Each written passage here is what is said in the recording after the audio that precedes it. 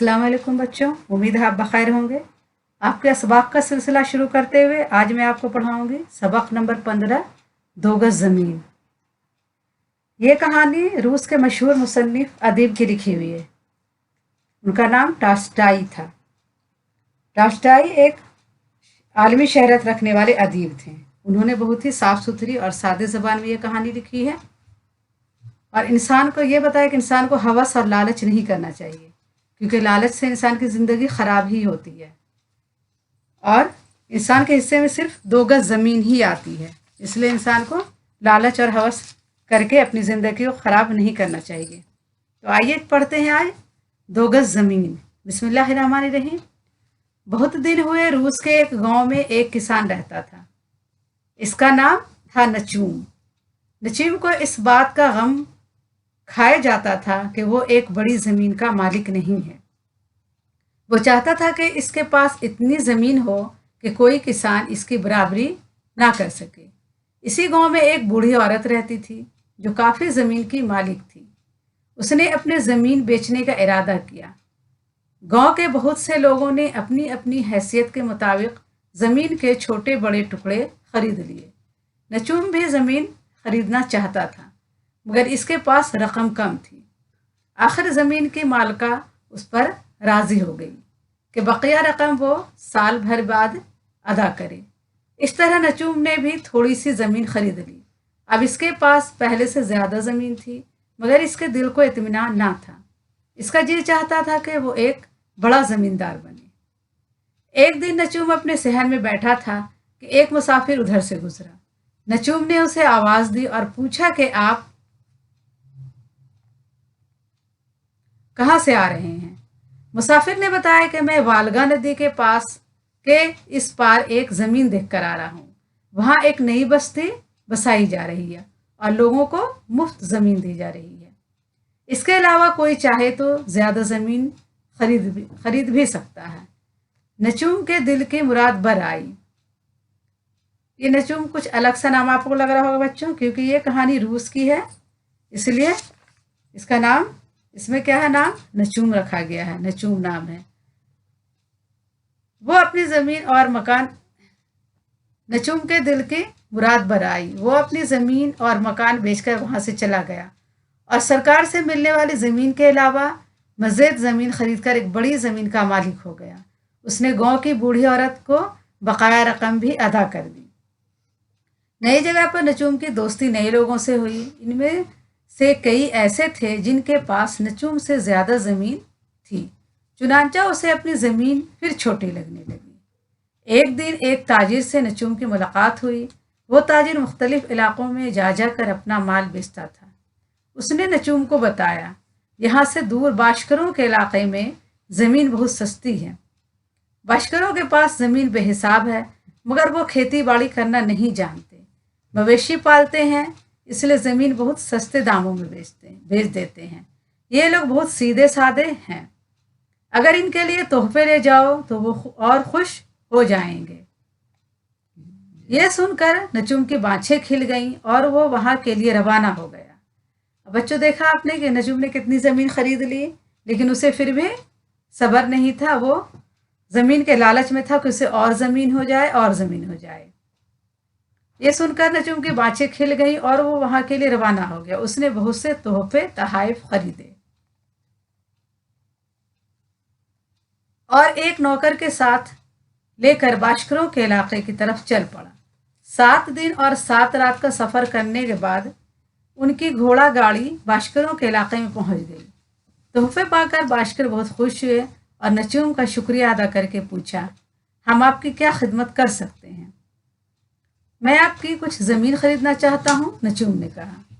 हमारे पास बहुत ज़मीन है, आप जितनी और जिधर की ज़मीन चाहें पसंद कर लें। एक लंबे कद का नौजवान जो खाल की टोपी पहने हुआ था बोला। ये बाशकरों का सरदार था। ज़मीन की कीमत, नचूम ने सवाल किया।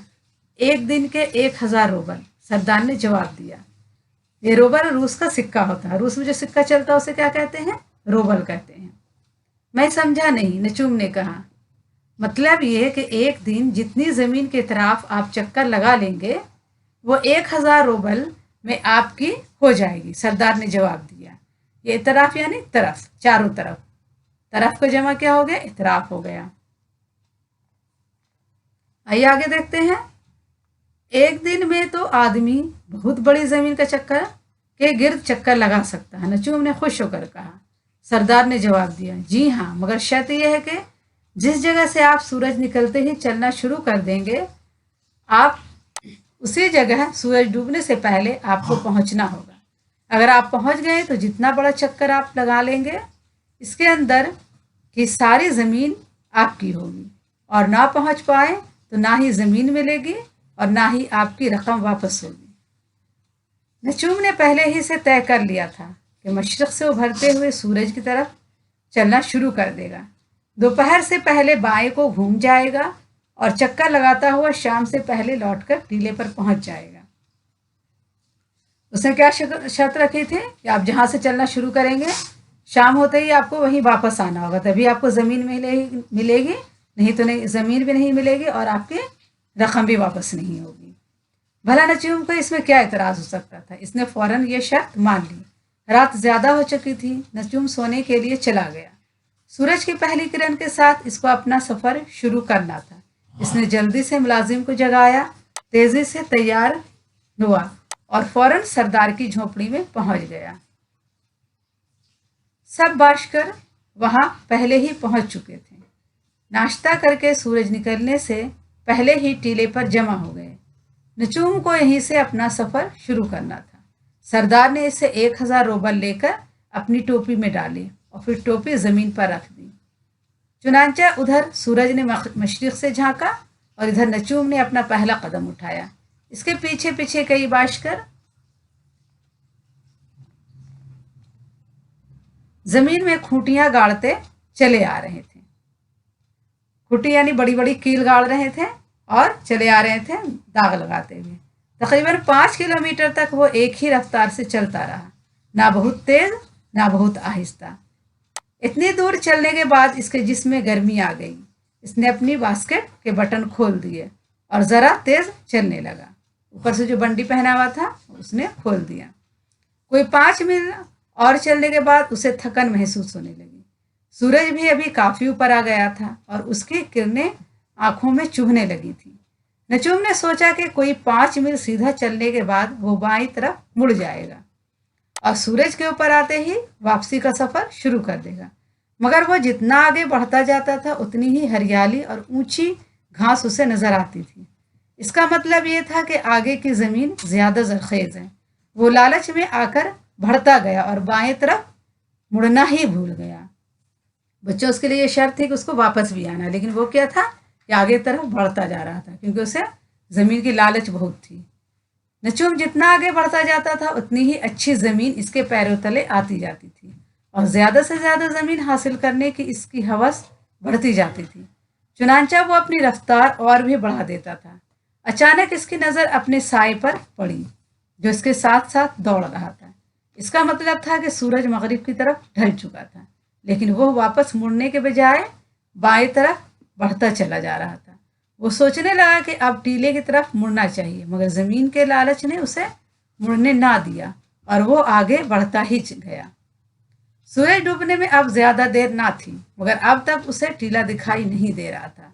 उसकी सांस लोहार की धुनकी की तरह चल रही थी। हलक में प्यास से कांटे पड़ गए थे।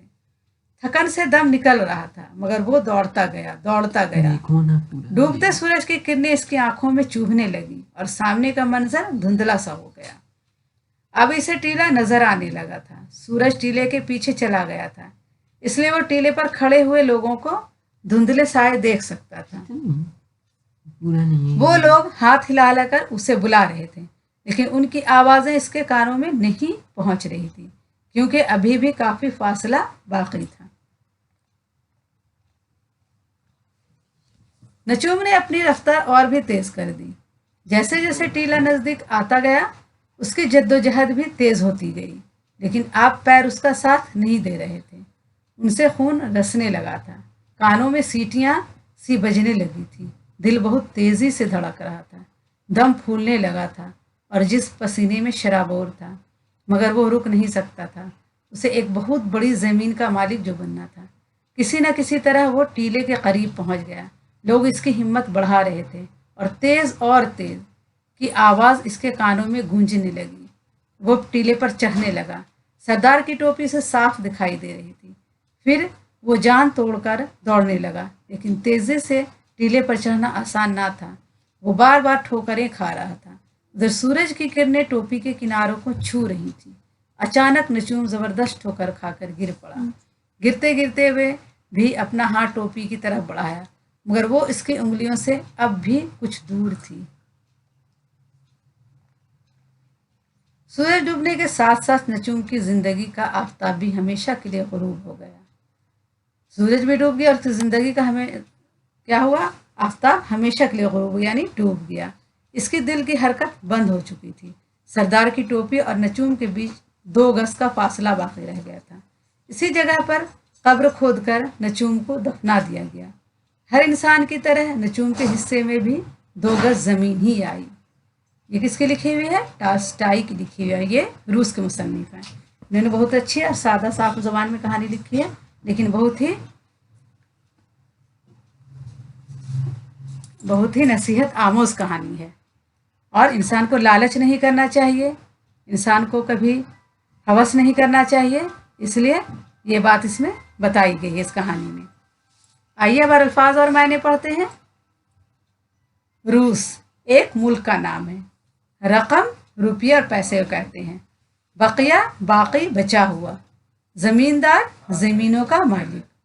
वालगा रूस की एक नदी का नाम है। मुराद बराना तमन्ना पूरी होना, मकसद पूरी करना। मज़ीद यानी ज्यादा। बकाया बचा हुआ।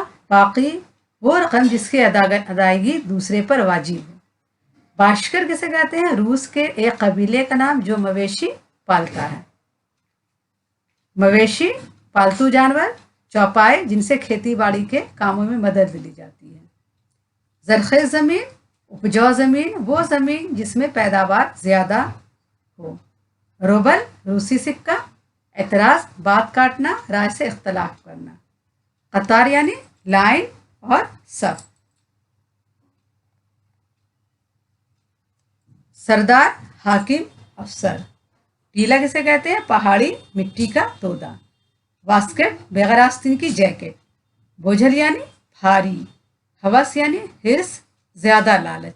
गम खाना क्या है? मुहावरा है। कुढ़ना या अंदर ही अंदर दुख बर्दाश्त करना। हैसियत के मुताबिक यानी बिसात के बराबर। मखदूर भर अपनी हालत के मुताबिक। बाछे खिलना क्या है? मुहावरा है, बहुत खुश होना। हाथों हाथ लेना मुहावरा है, खुश आमदेद कहना, गर्मजोशी से इस्तकबाल करना। जान तोड़कर यानी पूरी ताकत लगाकर। जिंदगी का आफताब गुरूब होना यानी मर जाना, जिंदगी का सूरज डूब जाना। जद्दोजहद मुसलसल कोशिश, लगातार मेहनत। आइए अब सवाल जवाब देखते हैं। सवाल जवाब बच्चों मैंने कर दिए हैं, आप चाहे तो इसे अपनी कॉपी में नोट कर लें। सवाल नंबर 1 है, नचूम की क्या ख्वाहिश थी? जवाब लिखेंगे, नचूम की यह ख्वाहिश थी कि वो एक बड़ी ज़मीन का मालिक बने। सवाल 2 है, मुसाफिर ने नचूम को कौन सी खुशखबरी सुनाई? तो जवाब लिखेंगे, मुसाफिर ने नचूम को यह खुशखबरी सुनाई कि वालगा नदी के पार एक नई बस्ती बसाई जा रही है और लोगों को मुफ्त ज़मीन दी जा रही है। यहाँ पर अलीफ नहीं लिखाएगा, यहाँ पे मिसप्रिंट हो गया है, ठीक है। सवाल 3 है, खुशखबरी सुनकर नचूम ने क्या किया? जवाब लिखेंगे, खुशखबरी सुनकर नचूम ने अपनी ज़मीन और मकान बेचकर वहाँ से चला गया। सवाल 4 है, ताजिर ने नचूम को क्या मशवरा दिया? जवाब लिखेंगे, ताजिर ने नचूम को ये मशवरा दिया कि यहाँ से बहुत दूर बाशकरों के इलाके में ज़मीन बहुत सस्ती है।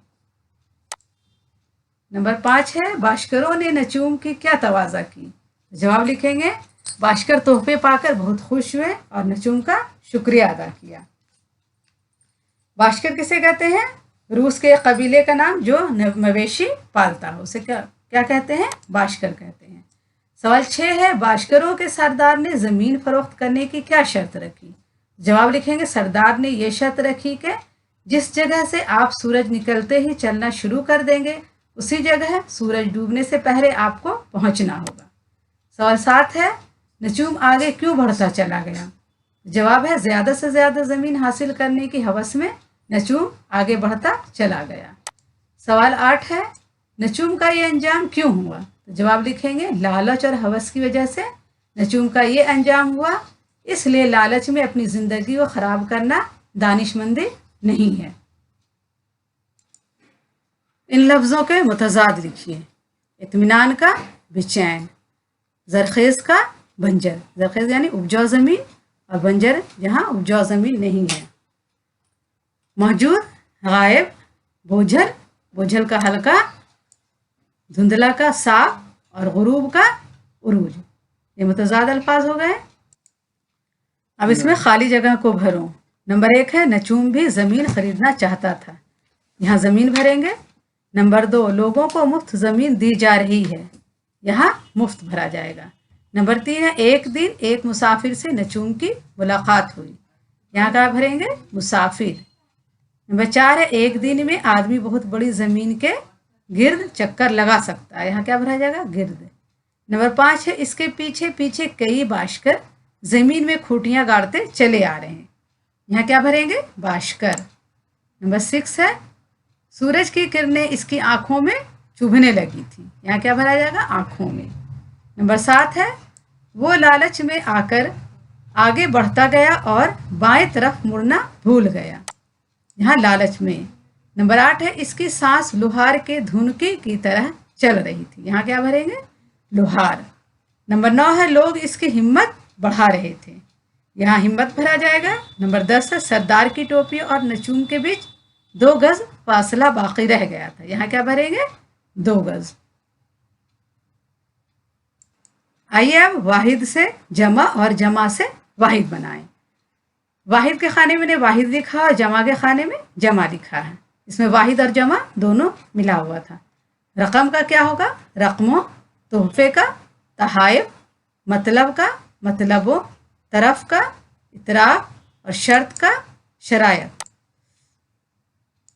इतराज़ का, इतराज़ात, टोपी का, टोपियों, एहसास का, एहसासात, मंजर का, मनाजिर, सीटी का, सीटियाँ और उंगली का, उंगलियों।